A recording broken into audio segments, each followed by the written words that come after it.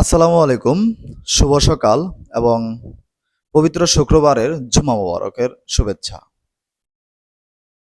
আজকে শুক্রবার, জুম্মার দিন, গরিবের হজের দিন বা ঈদের দিন বলা চলে।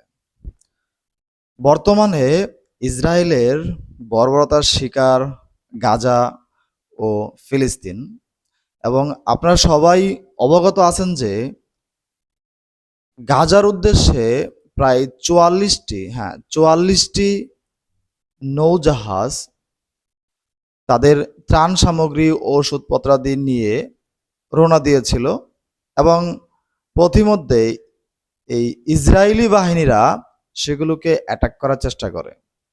ফাইনালি একটি জাহাজ গাজায় গিয়ে পৌঁছেছে।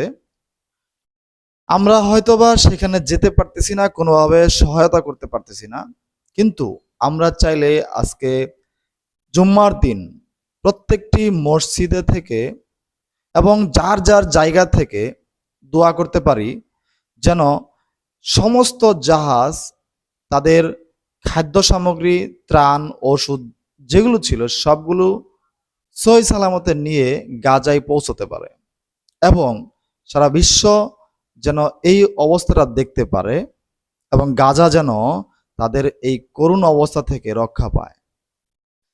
আমাদের দোয়া এত শক্তিশালী, আশা করি আল্লাহ তাআলা যদি কারো দোয়া কবুল করেন তাহলে তার দোয়ার উসিলায় হতে পারে ইসরায়েল ধ্বংস হয়ে যাবে, অন্যদিকে ফিলিস্তিন গাজা মুক্ত হয়ে যাবে ইনশাআল্লাহ।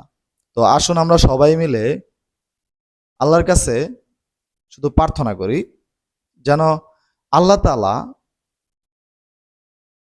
সকলের মনের আশা পূরণ করে দেয়, গাজাবাসীকে রক্ষা করে, ফিলিস্তিনকে রক্ষা করে, এই জাহাজ যেগুলো তাদের ত্রাণ সামগ্রী নিয়ে যাচ্ছে সেগুলো যেন সহি সালামতে যে পৌঁছতে পারে।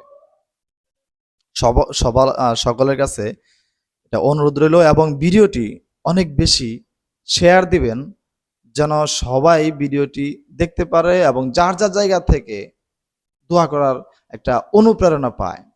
আসসালামু আলাইকুম।